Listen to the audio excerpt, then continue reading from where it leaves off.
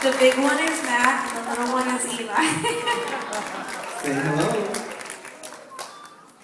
Say hi. Eli, can you sing for everybody? You have to wait for my part. Old MacDonald had... Oh, You said friend and me. you can sing it too. I know.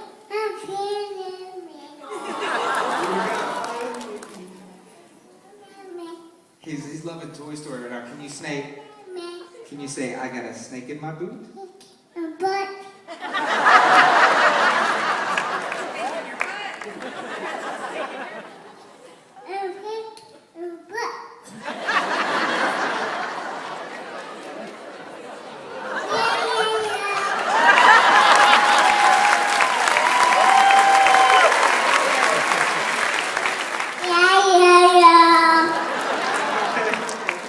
I think we are raising a ham. What do you all All right. All right, buddy. Give mommy a kiss.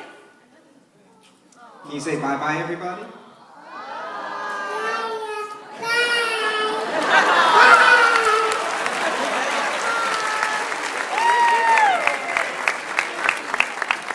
He enjoys that too much, I Yeah, think. he does. I think he does. We are probably making him Yeah, we're making it worse. Yeah, exactly. Well, that's Eli, and he just turned 2, and we have a daughter named Audrey, and she's 3 months old. She's pretty awesome. And it's really cool to get to travel as a family. It's definitely, there's challenges to living on a bus with 2 kids, but it's awesome, and I wouldn't have it any other way. But something we're learning now, because I feel like we're finally now really parents, because up until this point it's like, as long as your kid doesn't fall into the toilet, you're pretty much a good parent. So we've been, Yeah. Or eat dirt too much. He eats dirt, but not too much. So we're finally at that stage where like he's saying things, he's repeating everything we say, and learning how to say no and talk back and throw temper tantrums very well. He's astute at that. But you know, it's like, okay, now we're parents. Now we're really having to seek the Lord as to how to raise this child and how to discipline and how to be parents that show a good example. And one of the things that we really try to do, which his parents have influenced us, is to instead of telling our kids what's right and wrong, though sometimes you do obviously tell them, but it's to show them with our lives and with our actions. And I think that that's a really important thing that we're just now kind of figuring out.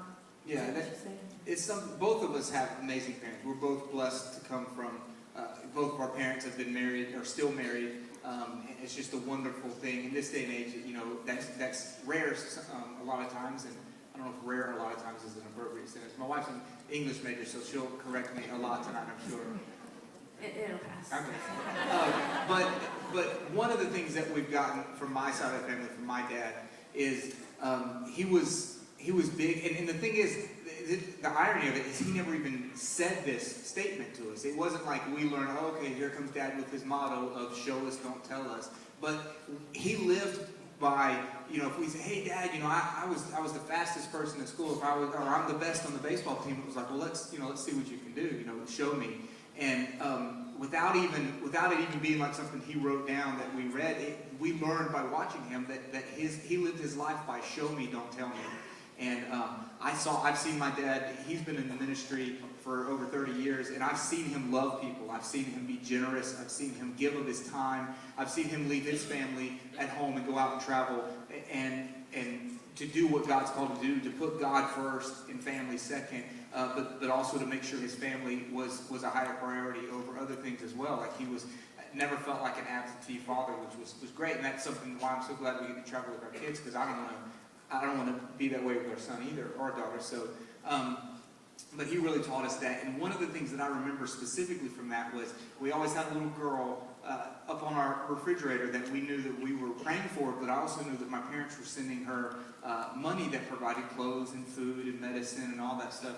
And I knew that even when we had bad months, good months, bad months, you know, when things were going well, when they weren't, that my parents were faithful to give. and faithful to care for this child. And it was a lesson that I later on learned, how important it is as I'm studying the Bible and becoming my own man, about how much Jesus, preached on the least of these, of the children and the orphans and widows, and being generous, being the hands and feet of the body of Christ. So I saw that firsthand with my parents, and we're trying to do that. How do you show your kids love? And one of the ways is by being generous and loving others outwardly, so that they see that and learn it. And I'm doing good. You are. All right. Well, yeah, go ahead. Well, how many of y'all have heard of an organization called World Vision? A lot of y'all. That's great. We have been blessed to be able to partner up with them and be able to give you the opportunity, as we do ourselves, to have that same impact in these children's lives. And not just the children, but their entire family. It's an amazing organization. They've been around for over 60 years. They're in almost 100 countries. And they do all those things that we talked about. All those things that I know that this church stands for, because I've known Pastor Cross for a long time. That they care for the needy. They provide food, clothing, water, clean water, medicine, education, and most importantly, the gospel of Jesus